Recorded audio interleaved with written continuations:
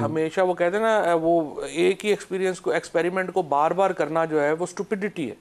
आप इस स्टुपिडिटी को रोकें और अपना एक्सपीरियंस चेंज करें, एक्सपेरिमेंट चेंज करें और बातचीत की तरफ जाएं। बातचीत की तरफ जाएंगे मेरे ख्याल में। एक्सपेरिमेंट चेंज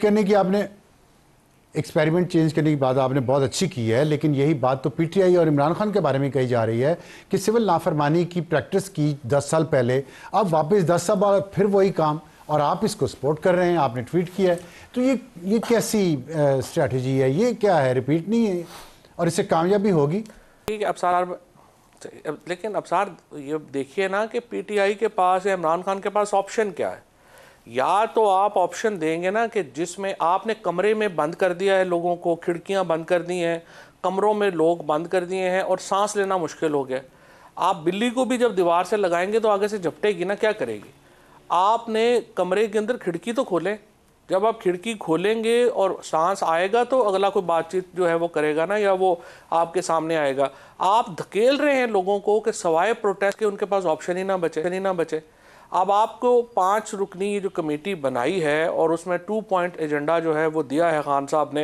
हुकूमत आए बैठे, वो कहे जी ये 2 पॉइंट्स आपके हैं, ये 3 पॉइंट्स हमारे हैं, आइए। और बल्कि मेरे ख्याल में अगर आप डायरेक्ट बातचीत ना भी करें तो मौलाना फजलुर रहमान साहब के ज़रिए कर लें। बल्कि मेरे ख्याल में ज़्यादा बेहतर है कि अगर आप मौलाना फजलुर रहमान साहब जैसे, महमूद अजगज़ई साहब जैसे लोगों को बीच में डालें और एक करीब आने की कोशिश करें। और मैंने तो आज ये भी कहा है कि नेशनल गवर्नमेंट भी एक बड़ी अच्छी ऑप्शन है जिसकी तरफ सोचा जाना चाहिए, ताकि टेम्परेचर्स नीचे लाएं हम। और अगर 8 महीने 10 महीने साल की एक नेशनल गवर्नमेंट बना दी जाए तो उसमें सारे लोग जो हैं वो उसमें उनका हिस्सा हो जाए या वो उनकी मर्ज़ी हो जाए। और एक चीज़ें, टेम्परेचर नीचे आना बहुत ज़रूरी है पाकिस्तान में। ठीक है, इस पे खान साहब ने एग्री किया है नेशनल गवर्नमेंट वाली बात पे? देख, खान साहब से तो जाहिर है मेरी बात नहीं हुई नेशनल गवर्नमेंट के इशू के ऊपर, लेकिन सवाल उन्होंने 2 चीज़ों को कहा है ना कि उसके ऊपर बातचीत करें। अब ये गवर्नमेंट का काम है कि वो अपनी ऑप्शंस लेके आए, वो बताए उनके जहन में कैसे है कि इमरान खान जो है वो कैसे टेम्परेचर। आपकी उनसे मुलाकात जो हुई है उसमें कुछ बातें तो हुई हैं ना, और आप बहुत अहम प्लेयर हैं, मुझे ये अंदाज़ा है।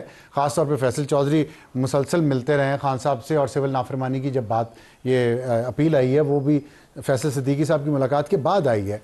तो कोई ऐसी बात तो है ना जो खान साहब ने आपको कही होगी, मैंडेट दिया होगा कि ये जाके आप बात करें, क्योंकि पार्टी के अंदर से जो आपको मुखालफत मिल रही है उसको कैसे आप काउंटर करेंगे? नहीं, पार्टी के अंदर कोई मुखालफत नहीं है जी। पार्टी तो देखें अफजार साहब, पार्टी तो फ्रेंकली अब उस तरह से है नहीं। पार्टी तो जो थी वो तो 2 साल पहले यही तो किया, इस हुकूमत ने ये किया कि पार्टी जो है वो हम सब लोगों को जो है वो ठुड्डे मुक्के मार के निकाल दिया। अब इमरान खान है और वर्कर्स हैं और लोग हैं, बाकी दरमियान में तो कोई एग्जिस्ट नहीं करती कोई चीज़। सो इमरान खान का कॉन्फिडेंस जो है वो अल्हम्दुलिल्लाह हमें हासिल है, और हमारी कोशिश ये है कि जो भी एफ़र्ट हो सके इमरान खान की रिहाई के लिए वो हम करें। इमरान खान बाहर आ जाते हैं तो फिर आगे पॉलिटिक्स वैसे ही सही हो जाएगी, पाकिस्तान में नॉर्मलाइज हो जाएगा। तो ओनली थिंग इज़ कि इसको हमने कैसे, इस ये जो प्रोजेक्ट है इमरान खान साहब को बाहर लाने का, वो कैसे एग्जीक्यूट करना है। ठीक है, आपने इमरान खान साहब को बाहर लाने की बात की है, और इस पे आपने फरमाया कि बात तकरीबन 23 तारीख को मुकम्मल हो चुकी थी, कुछ लोग रिहा भी हो जाते, लेकिन हमने देखा कि ये नहीं हुआ। ये जो ट्रस्ट डेफिसिट है दोनों तरफ से, और उसमें एक ख़ास वजह है, इमरान खान बाहर निकल के क्या करेंगे, उन पे कोई ट्रस्ट नहीं कर रहा जिन लोगों से आप बातचीत कर रहे हैं। उस ट्रस्ट को बिल्ड करने के लिए आपने खान साहब को कोई तजवीज़ दी? देखिए जी, मेरी खान साहब के साथ बड़ी बिल्कुल वाज़ेह बात है, पहले भी मैंने ये बात कही है और फिर मैं दोबारा भी इंशाल्लाह मिलूँगा इस हफ्ते, तो दोबारा भी मेरी कोशिश होगी। देखिए, असल प्रॉब्लम ही ये है जिसकी तरफ आपने इशारा किया है। पीटीआई को, इमरान खान को ये एश्योर कराना पड़ेगा, जो दूसरी पॉलिटिकल पार्टीज़ हैं उनको भी, इस्टेब्लिशमेंट को भी। और अगर आप देखें तो बीबी ने जो अपनी तकरीर की थी उसमें उन्होंने इसको एड्रेस करने की कोशिश की थी, लेकिन उसको शायद ज़्यादा एक एम्फेसिस करने की ज़रूरत है, बात करने की ज़रूरत है कि इमरान खान आएंगे तो वो सलूक नहीं करेंगे जो 2 साल हमारे साथ हुआ है, या जिस जुल्म और बर्बरियत के शिकार हम हुए हैं वो नहीं होगा, बल्कि we will have a healthy democracy in Pakistan. और हम उसकी तरफ बढ़ेंगे। सो ये एश्योरेंस भी कराना ज़रूरी है और इसके लिए कुछ मैकेनिज़्म बनाना भी ज़रूरी है, क्योंकि ये चीज़ मैं बार बार सुनता हूँ कि गारंटी क्या है, गारंटी क्या होती है?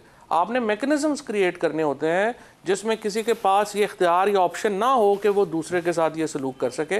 सो वो हमें वो मैकेनिज़म्स जो हैं वो सोचने हैं और उसकी तरफ जाना है, बजाय इसके। और अजीबोगरीब बात हो जाती है कि फलाने को बाहर से गारंटी हो जाए, बाहर से हो जाए। क्यों बाहर से हो जाए? नहीं, ठीक है आपकी बात, ये वाइज बात की आपने, लेकिन ये बताइएगा गारंटी चले नहीं है, एक मैकेनिज्म बना हुआ है, एक निज़ाम बना हुआ है, जैसा भी है हाइब्रिड है, 2018 से यही चल रहा है इस मुल्क में।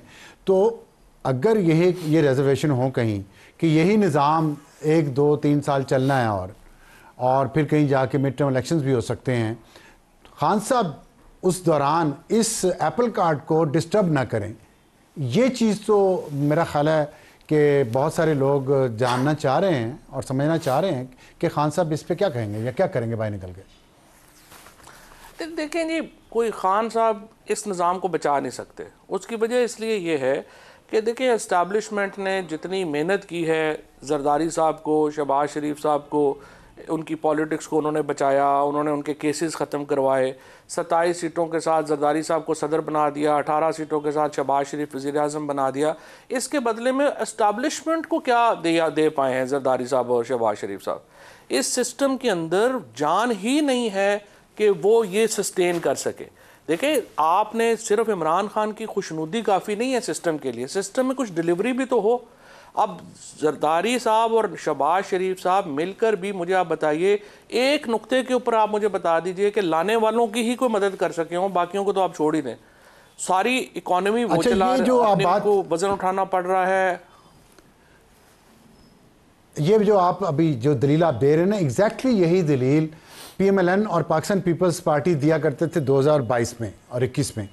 तो लगता ये है कि पीपल्स पार्टी और नून लीग और आप भी तीनों ये कोशिश कर रहे हैं कि एस्टैब्लिशमेंट उनको सपोर्ट करे, अपनी तरफ खींच रहे हैं इस तरह की लच्छेदार बातें करके। आप समझते ये मुनासिब है जो आप लोगों ने स्टैंड लिया हुआ PTI ने? इसकी बजाय ये नहीं कहना चाहिए कि वो पीछे हटें, पॉलिटिकल पार्टीज आपस में तय करें, इस निज़ाम को बेहतर करें? नहीं, पहली बात तो यह है कि 2022 की और ये सिचुएशन 21 में हमारे यहाँ तो ये बिल्कुल भी नहीं थे ना, वो तो कंपैरिजन ही बिल्कुल ही गलत हो जाएगा। दूसरी बात यह है कि देखिए, जो एस्टैब्लिशमेंट के आइडियल यही है कि एस्टैब्लिशमेंट का सारी पार्टियों के साथ एक रिलेशनशिप होना चाहिए और एस्टैब्लिशमेंट में जो भी पाकिस्तान के अवाम जिस पॉलिटिकल पार्टी को इलेक्ट करें, एस्टैब्लिशमेंट को उसका साथ देना चाहिए। ये आइडियल सिचुएशन है। दुनिया में तरक्की हुई है वो इसी तरह हुई है, बिकॉज इदारे अपने आप को जो है वो एफिलिएट नहीं करते पॉलिटिकल पार्टीज़ के साथ, वो इंडिपेंडेंट रहते हैं। यही सिचुएशन है जिसको हम क्वालिटी डेमोक्रेसी कहते हैं और वही डिबेट पाकिस्तान में हो रही थी जब ये सारा सिस्टम जो है वो ख़त्म हुआ। और आइडियल यही है, हमने बढ़ना इसी तरफ है, लेकिन उसके लिए टेम्परेचर नीचे लाने पड़े। ठीक, मुख्तसर एक जवाब दे दीजिएगा। बुशरा बीबी का आपने जिक्र किया, उनके ऊपर शदीद तनकीद हो रही है ख़ास तौर पर बैरून मुल्क से कि वो खान साहब की सियासत के लिए और जान के लिए बहुत शदीद ख़तरा है, पाकिस्तान के अंदर से भी हो रही है। आप क्या समझते हैं?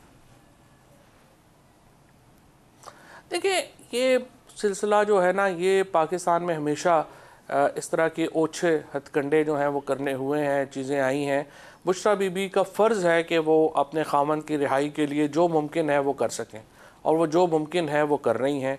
जिस तरह नुसरत भुट्टो ने किया, जिस तरह कुलसूम नवाज़ ने किया, वही रोल बुशरा बीबी का है। और बुशरा बीबी को कोई जो तनकीद है उसको परवाह नहीं करनी चाहिए, उन्हें इमरान खान की रिहाई के लिए अपना किरदार अदा करना चाहिए। फवाद साहब हमसे बात करने का वक्त हुआ ब्रेक का। ब्रेक के बाद आएंगे तो हॉट इशू धरने सिविल नाफरमानी कामयाबी की चाबी है या नहीं, एक छोटे से ब्रेक के बाद।